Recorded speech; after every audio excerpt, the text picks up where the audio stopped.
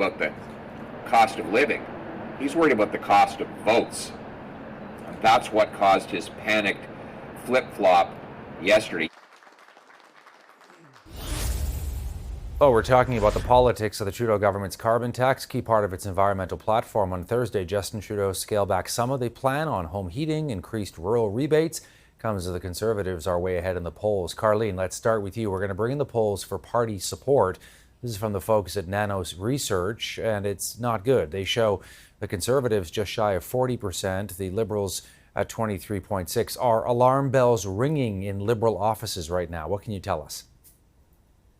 I think after 8 years in government, any elected member of a political caucus or political party leader is certainly going to recognize and understand that Canadians can get restless, that they need to be able to continue to show that their plan is the best plan for Canadians to stick with in the next election.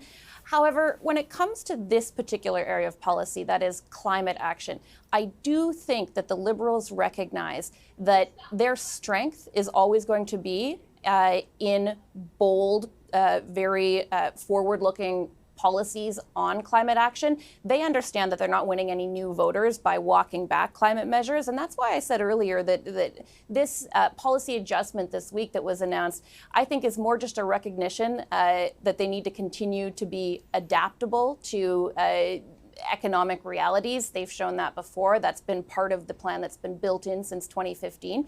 But more than anything, I don't think that we should expect to suddenly see the Liberals be on their back feet on climate action. I think they understand that this remains fundamentally a strength for them with their base, and that they won't be shy about continuing to talk about it and take action in the future. So, Carl, what does that mean if they're seen by some of their base who are, pro-environment and want the government to do more? If they're now seen as walking back some of that, what does that mean?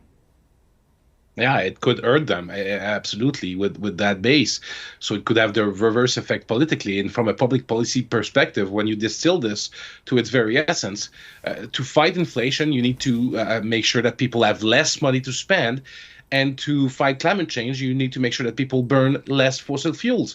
This reversal will do exactly the opposite on both fronts. So you're going to fail there. Politically, you're not going to gain anything. It's a very defensive move.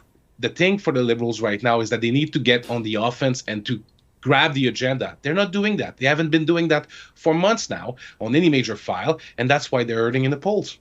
Yeah, and to you, Rachel Aiello, when you look at some of those poll numbers, obviously there's a sense they've got to do something here to turn those numbers around. Although, again, it's a long time until the next federal election. Yeah, and I think one factor here worth following or watching for, at least, the Prime Minister suggested that because if they are to lower the cost, they might be getting more buy-in from more Canadians to change their home heating, to act with the environment in mind. So if in some way that math adds up and the Prime Minister is able to demonstrate that this slight easing off has resulted in a wider buy-in, more Canadians being active when it comes to fighting climate change, it might pay off, but that's a big might. Yeah, to you, Mel, and looking at those numbers again, your party way ahead in the polls, being able to capitalize on pocketbook issues. We can all agree perhaps how important things like the environment are, but when it comes time to actually, pay more for it, and it's characterized by the Conservatives as a tax, that can move political numbers.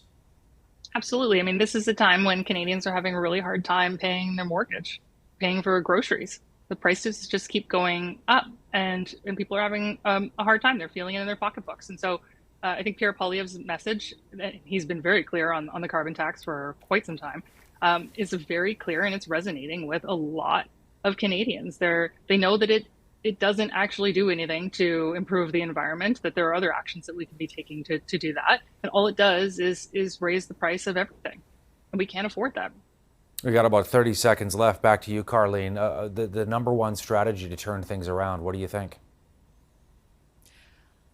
I think it's to actually continue doing what they're doing. Parliament is back in session now. Canadians are sort of waking up from their summer. The House has been back for a few weeks. I think that they have recognized that they need to show a little bit more sure-footedness on two key issues. One is affordability, and I think today's announcement, or rather yesterday's by the Prime Minister, was one step in recognizing that. And the second one is housing, where you've also seen them take some really bold measures. So as long as they can follow through on making a real dent in those two issues, I think they're going to be in a fairly strong position to be able to close that gap with the Conservatives before the year's end. And Carl, I got about 20 seconds. Last word to you.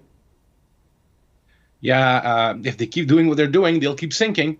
You got to change course somehow, but reversing your position will only help the other parties that will be disappointed with your positioning, namely the NDP and the Greens and the Bloc Québécois will campaign on the opposite side. So they're both are kind of in a pinch right now.